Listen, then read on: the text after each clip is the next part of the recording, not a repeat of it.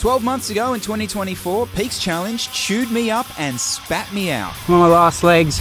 That day will live in infamy for not only me, but quite a few others. But this is 12 months later. I'm back. I'm fitter, I'm fresher, I'm wearing wider shorts. We're chasing a cycling bucket list goal I never thought possible.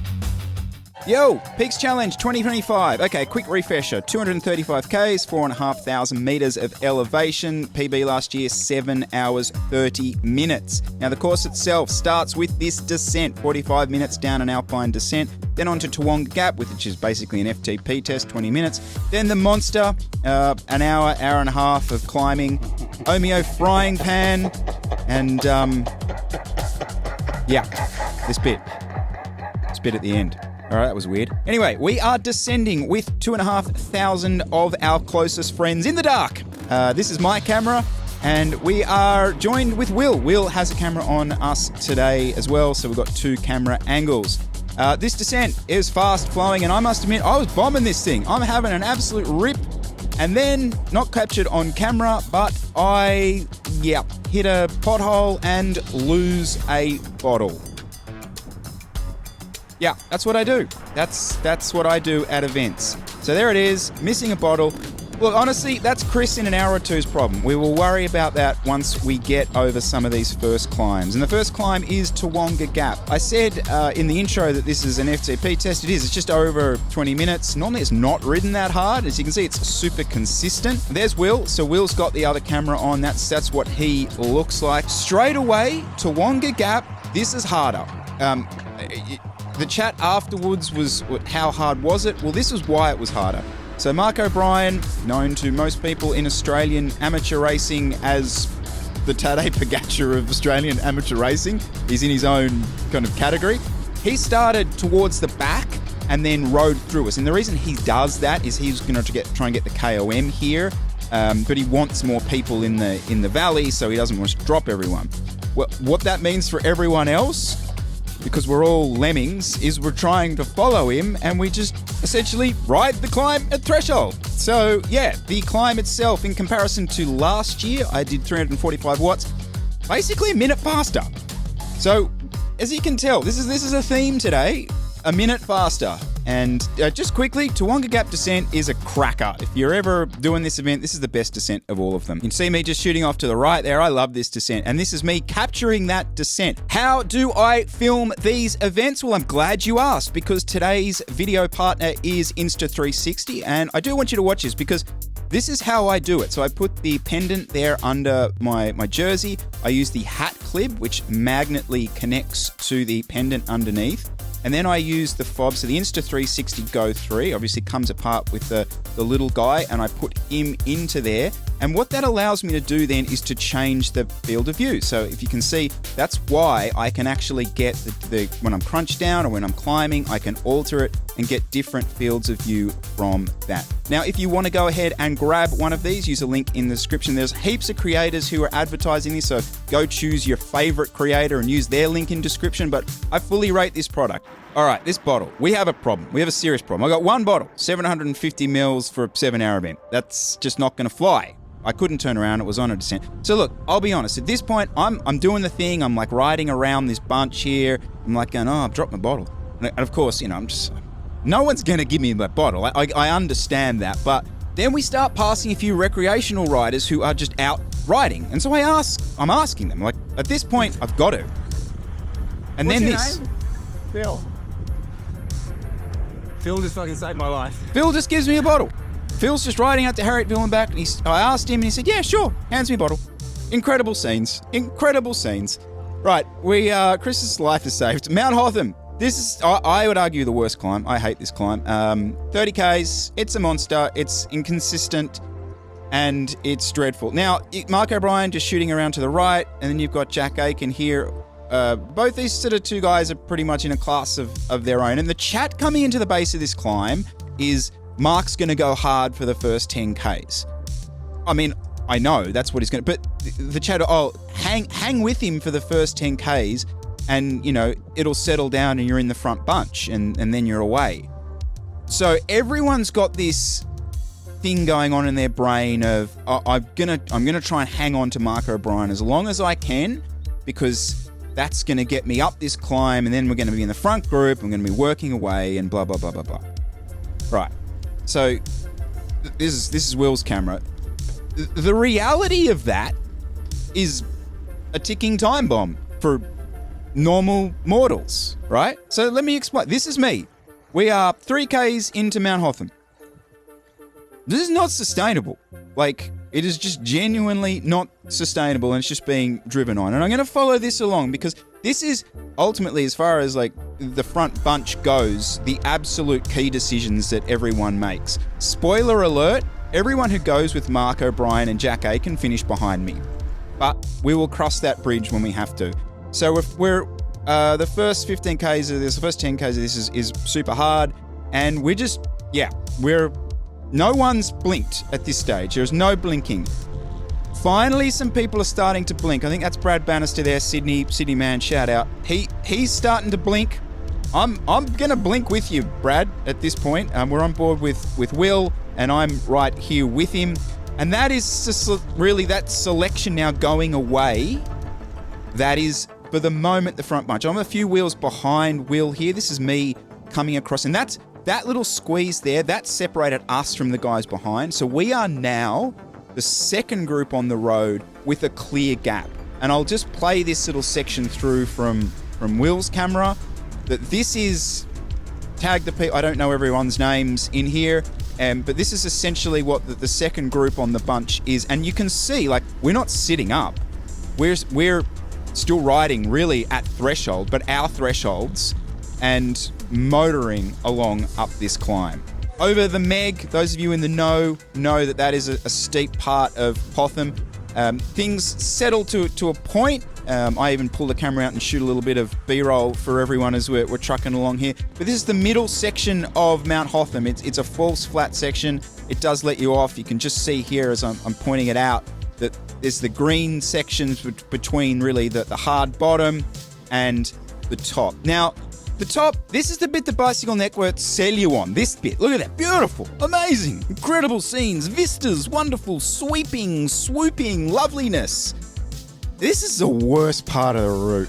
It's just these constant pinches of 15, 16%, and you've got to ride all of them above threshold. Every single one. I'm just pointing out all of them here, and because you're basically been climbing for over an hour at this point. Again, you're on another one. I don't know. These all probably have names. People in Victoria probably name every one of these little humps, but they're horrible. Anyway, we crest the climb. This is a really brilliant, solid. We picked up a few guys that have been dropped by Mark O'Brien, but you can see, like, again, 2024 to 2025, we are smashing. We are smashing people. Like, above 300 watts for an hour and 17 minutes. We are on one. And we pick up a few more as we come in to Dinner Plain. This is the first rest stop, the first water stop. And I will bring up the nutrition plan, and I also bring up the stopwatch for when I clip out. So we'll run through that. 2 80-gram carb mix bottles, of course, of only which I had one. 2 250-gram sugar flasks, 6 salt tablets, and I just fill up with water at the rest stops. I put sugar in the sugar flasks. That's what I put in there. All right, we're clipping back in. We're picking up the last couple of people that were dropped by Marco, and we are trucking. We are trucking. We have an awesome, awesome crew for what is really the frying pan part of last year. And this is where we're at. We are 16 minutes ahead of last year. So if you do the maths, we can find another 15, 16 minutes. This is on. This is realistic. It was pretty clear as we sort of came down into the Omeo area that it was just not as hot as last year. And that was made obvious as we rolled through the Omeo water stop, which we had to stop at last year, which actually does save some time, because this is another thing I've learnt here. This Angler's Rest water stop is vastly superior. Thank you. So watch this one play out. This is a pull up, ticking off, straight in. Can I just say, best water pressure at Three Peaks. The award goes to Angler's Rest. Now, it did take a little bit longer than the first stop. All right, I think this is everyone this just bridge, wanted to is make it? sure they got absolutely all the water in they could. Before we go up the final climb, bike check. So speed holding update. Yes, so basically I made 2 changes from last year. So it's still the Cervelo S5 54 centimeter, same bar and stem, but I'm running the 49-43 wheels. So I was running the 30s last year. And I also made a gearing change. I've got a 1036 on the rear with a 50-37. Now, I normally run the 56-43 day in, day out, but I was lent that smaller one, and with the 1036, that gave me just another gear that I didn't have last year. All right, back of falls. This is where everyone's very nervous. You see things like that coming up on your bike computer. That's always makes you nervous. Everyone else in this group had also realized at this point that we're on for a sub 7. So that top left, that is a sub 7 countdown. Last year, this climb took me about an hour and 17 minutes. So I was going to have to PR this. But everyone in this group was on for a sub 7 if they could do that sort of time. So that ticker is going to be in the back of our minds as we make our way past the Grim Reaper and up the back of falls. Now, this is the back of falls. This doesn't quite do it justice as a 22 minutes climb, but it's those first 3.5 Ks, which just nothing can prepare you for. You hit it, it's a wall, you've got the Ks in your legs, your bike computer just shows a big red cliff, and up you go. The one thing about this is there is no pacing it, it's just what legs you have are the legs you have. And I can tell you right now, Will Clark had incredible legs. So this is his camera, and if we cut then back to myself, I'm holding good power and Will is riding away from me, and he's on one. No two ways about it. We should have actually fitted a rear-facing camera to his bike, but just a little bit further on the way up. Nice little group of 4 here. We've got Mick Cupid with me, Shannon Scott's with me, shout Amy's Fondo certified weapon. But at this point, I'm feeling good, guys. I'm feeling good. So I'd ridden myself into the climb quite nicely, and I'm now starting to feel that I can kind of ride in and around threshold. So it's just Mick and I. It's 3 in front. We're just rolling a really good, hard, but smooth tempo. And you never know. I think we're on for a fast one. I forgot to mention in the nutrition chat, I did take one of those cramp fix pickle juice things with me, which I am just taking there. They are truly disgusting. I wasn't feeling a cramp coming on, but I thought that if there was a moment that would be. So this is coming up to Trapyard Gap. And as we round this corner where you can see the rest stop, you can actually see Will just up there. Nice little carrot to chase. So just quickly, why am I hyping this sub 7 hours Peaks Challenge? Well, let me just give you a little quick backstory about it. So Peaks Challenge has been going since 2012. The Bicycle Network have been running it. And forever, for as long as I can remember, a sub 8 time at this event just meant you a really good, it just put a mark down. Every country has these rides that have a time that you just know, oh, you got a sub 8, you are at this level. That all changed last year, 2024, where Mark O'Brien went sub 7 and blew everyone's minds that was even a thing. And I am the last person to get excited about a time on a course because of all the variables. I know that, but I'm also well aware that with only one person having gone this speed in the past, that this was a really unique opportunity to set a mark down that really I don't think I'd ever get a chance to do again. 20k to go. I think we're on for sub 7 if possible.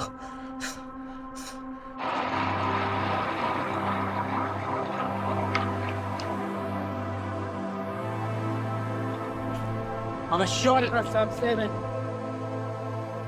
It's the whole experience that makes this completely unique, Jesse. Above everything else is this massive sense of achievement every rider will feel when you make this long-awaited left-hand turn into the finish line, Halls Creek.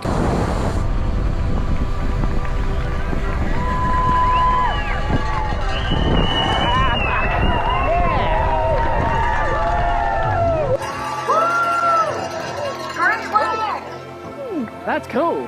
That was absolutely incredible. I think, what ended up, you know, like 58? Oh my God, you absolute beast up that climb. We're just sitting there going. So we did it. We got up the back of Falls, 104.23 this year, 293 watts, lower heart rate than the year before. So I mean, my training, throwing a leg over, getting the FTP up mattered. And it got me up that climb 13 minutes, 37 seconds faster. Which 6:58, even better. So we did it, guys. 6:58.34. Absolutely stoked. I put a lot of time and effort in getting myself trained up for that. So almost 280 normalized for the just under 7 hours. A bunch of PRs along with it. A time PR, which I'm just absolutely stoked with. I know there were loads of people who had great rides. PRs were set all over the board, and every single one of you guys who did it, who got around it, who PR'd, who didn't, should deserve congratulations, because it's an epic day. It really is. It's never to be underestimated. And if you want to sign up for 2026, you can do it now on the website. As for me, huge thanks to Phil. This day doesn't happen without you, buddy. I'll need to get his address because I need to send him some NERO swag. But as for me, I will see you guys real soon on the NERO show, and stay tuned for more event videos later on in 2025. Now, before you come at me for littering in a national park. Oh, God. This was the spot. Right here.